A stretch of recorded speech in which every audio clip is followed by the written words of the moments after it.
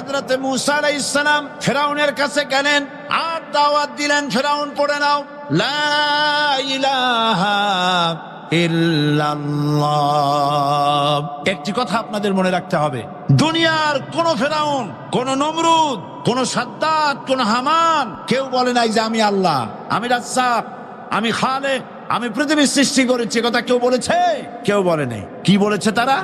ফেরাউন বলেছে মা আলিমতু লাকুম মিন ইলাহিন গায়রি, আমি তো জানি না আমি ছাড়া আরো কোনো ইলাহ আছে, এ কথা আমার জানা নাই, সুতরাং আমি হচ্ছি ইলাহ আর তুমি বলছো লা ইলাহা। তার মানে হচ্ছে ওই সময় পয়গম্বরেরা, আল্লাহর নবীর সাহাবীরা তারা জানতেন যে আমরা কিসের দাওয়াত দেই, আর যারা শুনতো তারাও বুঝতো কিসের দাওয়াত শুনতেছি।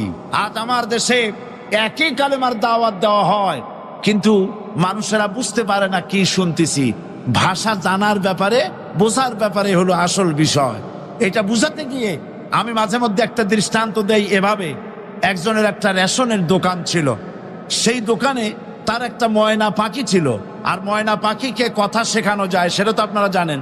জি, ময়নাকে শিখায়েছে যে লাইন করুন, এক এক করে আসুন। ময়না এই কথা শিখেছে। সকালবেলায় যখন রেশনের দোকানে ভিড় পড়ে গেছে, তখন ওই পাখি খাঁচার মধ্যে বসে বলছে লাইন করুন, এক এক করে আসুন। একদিন খাঁচার দরজা খোলা পেয়ে পাখি উড়ে গিয়ে গাছের ডালে বসেছে। আশেপাশে যত পাখি ছিল তারা চিন্তা করলো এই রকমের পাখি তো কখনো দেখি নেই। ময়না তো দেখতে কাকের মতো না, শালিকের মতো না, দেখতে একটা ভিন্ন রকম।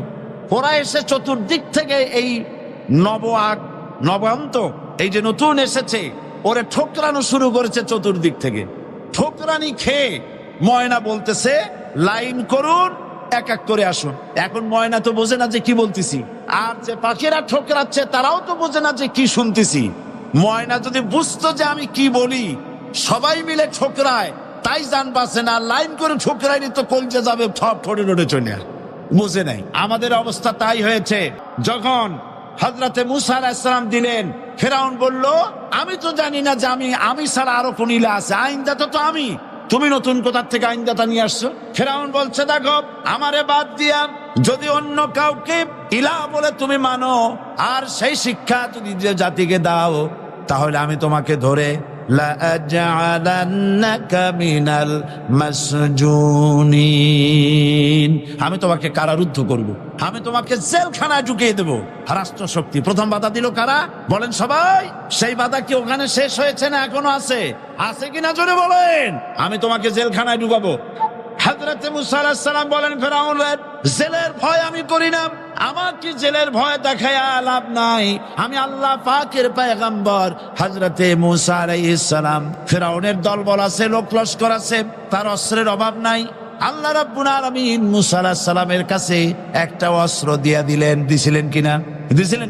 আল্লাহ পাক হযরত মূসা কি বলেছেন, ওয়া মা তিলকা বিয়ামিনিকা ইয়া মূসা, মূসা রে তোমার হাতে ওটা কি? মূসা আলাইহিস সালাম বললেন এটা লাঠি। আল্লাহ পাক বললেন ফেলে দাও লাঠি। লাঠি ফালায় দিলেন। কি হয়ে গেল? হিয়া হাইয়াতুন তাসআ, লাঠি হয়ে গেল। এখন লাঠি পড়ে সাপ হয়ে গেল। সাপ দেখে নবী, ওলি হোক, সাহাবী হোক আর আলেম হোক, সাপ দেখলে ভয় করে না মানুষের? মূসা আলাইহিস সালাম ভয় পেয়েছে। আল্লাহ রাব্বুল আলামিন হযরত মূসাকে শোনায় দিলেন, খুযহা ওয়া লা তাখাফ সানুঈদুহা সিরাতাহাল উলা, খুব ধরো, লা তাখাফ, ভয় পেও না। আল্লাহ বলছেন ধরো, ভয় পেও না। ধরার সঙ্গে সঙ্গে স্বাভাবিক অবস্থায় ফিরে আসবে, আবার লাঠি হয়ে যাবে। এখন আল্লাহ বলছেন ধরো। মূসা আলাইহিস সালাম কি ভয় পাওয়া উচিত হবে? মূসা আলাইহিস সালাম কি ভয় পাইছিলেন? কারণ হচ্ছে এই দুশমনের শক্তিটা খুব বড়ই দেখা যায়, মনে হয় যেন অনেক বড় কি জানি কি।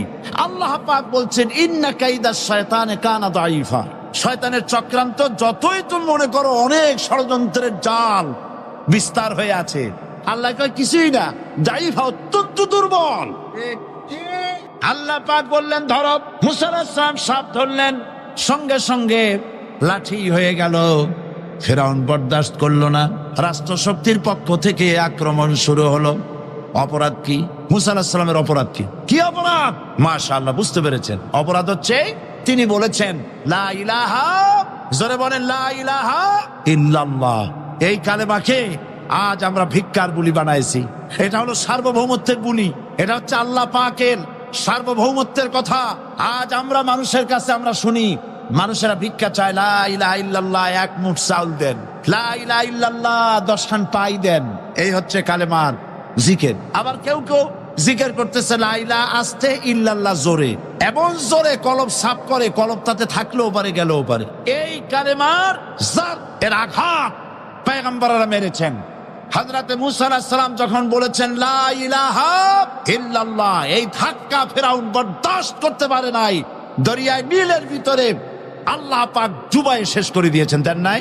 হযরতে মুসা আলাইহিস সালাম তার উম্মতেরা দরিয়ার পাশে বসে দ্বীনি কথাবার্তা বলতেছেন।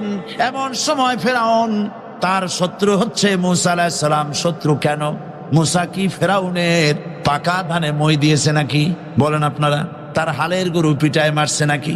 অপরাধ হলো তিনি আল্লাহর জমিনে আল্লাহর আইন প্রতিষ্ঠার কথা বলেছেন। এই শুধুমাত্র এই অপরাধে ফেরাউন তার দলবল নিয়ে 3 দিক থেকে আক্রমণ করেছে। মুসা আলাইহিস সালামের উম্মতেরা ভয় পেয়ে গেছেন। তারা বলছেন ইন্না লামুদরাকুন, আমরা পাকড়াও হয়ে গেছি। 3 দিকে সারাশি আক্রমণ, 3 দিকে শত্রু, একদিকে দরিয়া, পালাবার রাস্তা আছে? হযরত মুসা আলাইহিস সালাম ভয় পেয়ে গেলেন, সারেন্ডার করলেন না। হযরত মুসা আলাইহিস সালাম বললেন কাল্লা, কখনো নয়, ভয় পাওয়ার কোনো কারণ নাই। রব্বি সায়াহদিন, অবশ্যই আমার রব আমার জন্য রাস্তা করে দিবেন। ভয় পাইও না, আমার রব রাস্তা করে দিবেন। আল্লাহ রাব্বুল আলামিন হযরত মুসা আলাইহিস সালামকে অর্ডার করলেন, হাতের লাঠি দিয়া দরিয়ার উপরে আঘাত করো। হযরতে মুসা আলাইহিস সালাম দরিয়ার উপরে আঘাত করলেন। রাস্তা ছিল দরকার একটার, এক বাড়িতে আল্লাহর হুকুমে লাঠি দিয়ে একটি আঘাত করার সঙ্গে সঙ্গে হযরত মুসার তার সঙ্গী সাথী দরিয়া পার হওয়ার জন্য দরিয়ার মধ্য দিয়ে আল্লাহ 12টা রাস্তা পয়দা করে দিলেন। সে আল্লাহ আছে না নাই? এত আসতে বলেন কেন? ভয় পাওয়ার কারণ আছে। রাষ্ট্র শক্তি বাধা দিয়েছে সমস্ত নবীদেরকে।